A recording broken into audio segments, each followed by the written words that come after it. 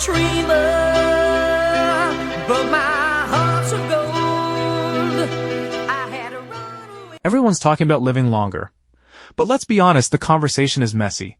One minute you're reading about cutting-edge AI labs that can measure biological age, and the next you're being sold a supplement stack that costs more than your rent. So today, let's sort through it. What's real, what's hype, and what does a sane, evidence-based approach to longevity actually look like? We've got a lot to work with. There's major news coming out of Dubai. A longevity healthcare company called Longevium just raised $7 million in its first investment round, and they're building an AI-powered longevity research lab at Dubai Science Park. It's planned to open in Q4 of 2026. That's not just a new clinic with a fancy machine in the lobby.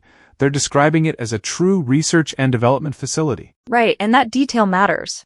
Because when a company says research lab, ideally it means they're trying to test ideas, validate them, and build tools that can actually predict risk and extend health span, not just sell wellness vibes. Longevium says this lab will blend artificial intelligence, biomedical science, and clinical practice to create technologies that predict health risks, measure biological aging, and support longer, healthier lives. And it's not happening in a vacuum.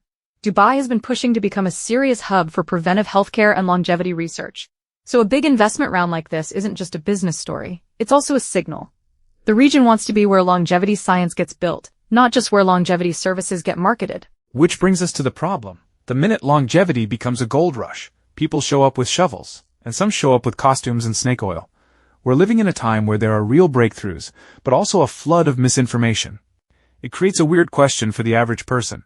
How do you tell the difference between the frontier of science and the frontier of marketing? That's where a voice like Eric Topples is useful. He's a cardiologist, one of the most cited scientists in medicine, and he's been pushing for an evidence-based approach to longer life.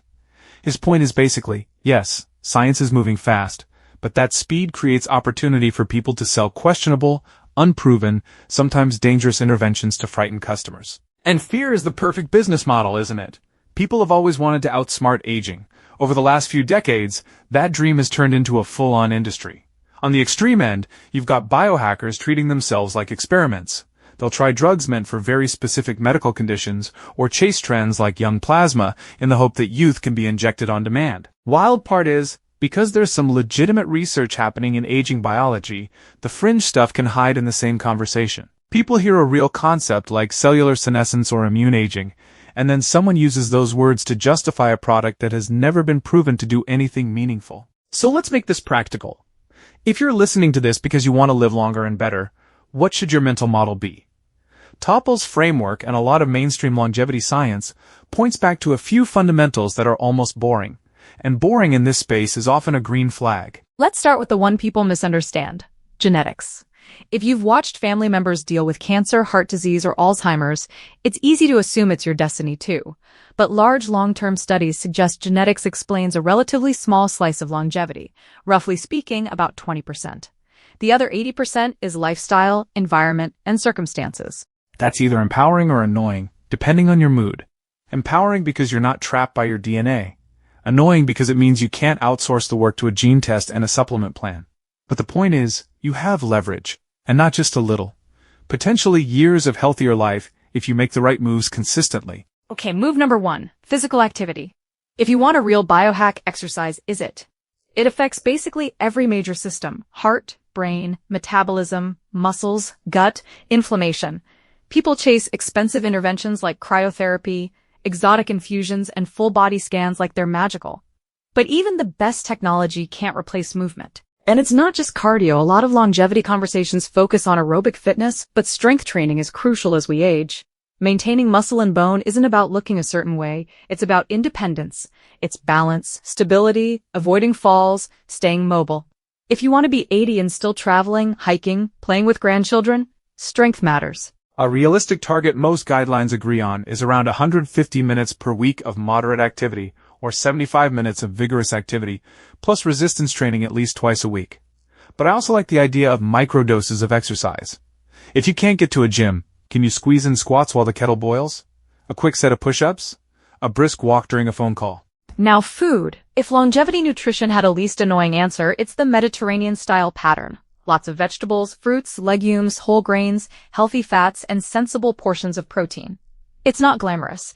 It doesn't come with a dramatic before and after reel. It's just repeatedly linked to better metabolic health and lower risk of major chronic diseases. And one thing that's worth underscoring: ultra-processed foods are a serious problem. They're engineered for convenience and craving, and they can crowd out the foods that actually protect you.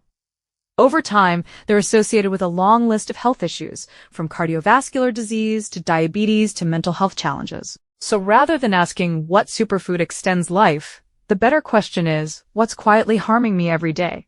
Because swapping a couple of ultra-processed staples for simple meals you recognize as food can be more powerful than adding a trendy powder to your smoothie. Sleep is another pillar people treat like optional. It's not optional. Poor sleep isn't just feeling tired, it disrupts repair and restoration. And there's strong evidence that messed up sleep relates to heart and metabolic issues, mood disorders, immune problems, and cognitive decline. One of the fascinating ideas here is the brain's cleanup process during deep sleep, where waste products are cleared more effectively. When sleep is shallow or chaotic, that cleanup doesn't work the same way. So basic advice: consistent sleep schedule, aiming for about 7 hours for many adults, regular exercise, not eating right before bed. Sounds simple, but it's foundational. And then there's a factor longevity podcasts use to ignore: social connection.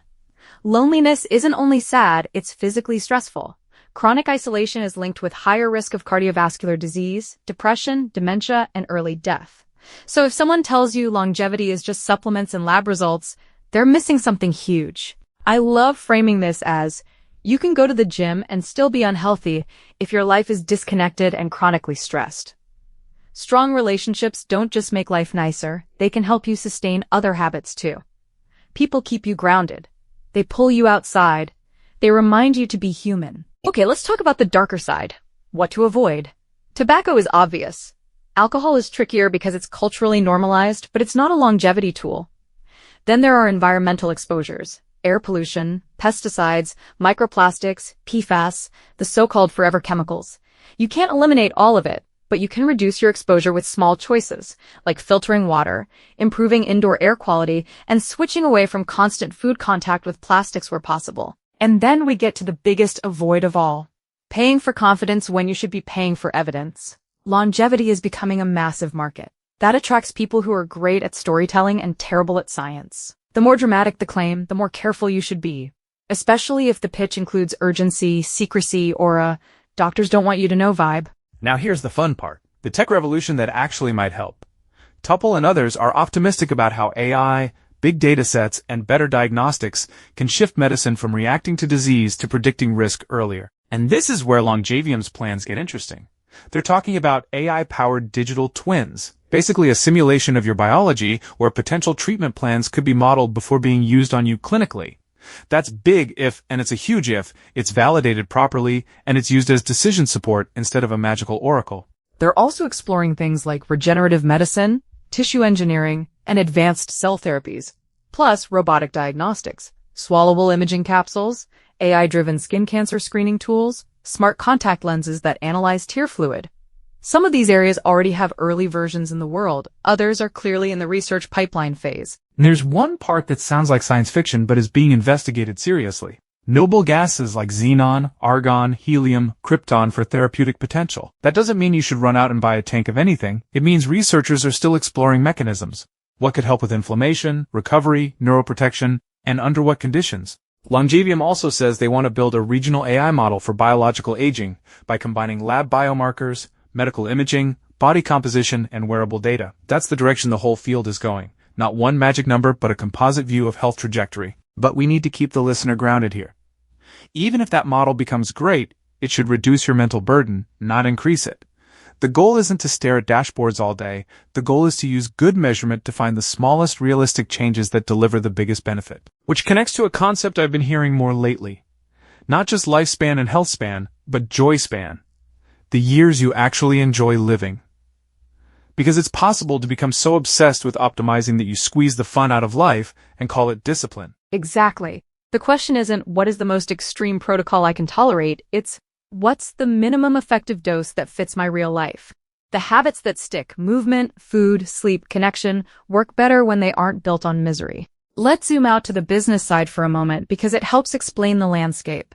Longevium, for example, already operates clinics across Dubai, Jumeirah 3, Jumeirah Lake Towers, Jumeirah Village Circle, and claims they've treated more than 30,000 patients with nearly 100 physicians and specialists. And now they're recruiting internationally and looking for partnerships with universities, healthcare providers, and AI tech companies. That's a key trend. The field is professionalizing. But at the same time, there's also a booming wellness marketplace in places like Utah, where preventive-focused clinics and biohacking-style studios are popping up. Not everyone coming in is a tech executive chasing immortality. A lot of people are simply in pain, tired, or trying to function better, and they're looking for something that helps. And some of those businesses are careful. They'll say, "We're not making medical claims." Others blur lines. The responsible middle ground is healthy skepticism. Be open to innovation, but demand proof. Ask what's validated, what's experimental, what the risks are, and what outcomes are actually measured. So, if we were to leave listeners with a simple checklist for navigating longevity in 2026, it might sound like this. 1. Don't be fatalistic about genetics. 2. Treat exercise, especially strength plus cardio, as non-negotiable. 3. Eat mostly minimally processed food in a Mediterranean-style pattern and watch ultra-processed intake like it's a real risk factor. 4. Protect sleep like it's medicine. 5. Invest in relationships and community. 6. Reduce known toxins where you reasonably can. 7. Be cautious with anything sold as a miracle. And 8. Use technology as support, not as a replacement for basics. And maybe 9. Be suspicious of anything that promises you can skip steps. Longevity is rarely about shortcuts. It's usually about consistency, environment, and prevention. Plus, better tools over time. So where does all this leave us with the Longevium lab and these big investments? I think it's promising. If their AI models and digital twins can help detect risk earlier, personalize prevention, and reduce trial and error in treatment planning, that could meaningfully improve health span. And if Dubai becomes a strong research hub, that could accelerate progress. But the future of longevity shouldn't feel like a constant sales pitch or a constant self-surveillance project. The most powerful version is one where science gets sharper, care becomes more preventive, and you get more good years. Years where you're active, connected, and actually enjoying your life. That's the point. Not just more birthdays, more days that feel worth waking up for. Please subscribe at IamHealthyMoney.com and visit us at Q&A with Kim and Ray on YouTube. It would mean so much more than you know. I will continue to bring you fascinating subjects with all the research so you don't have to do it all alone. We will learn together, and then wait until the end of each video for a sneak peek into the next research project. Life has its ups and downs, but you're not alone. From 10 to 110, we're in this together, right here, right now. We love ya.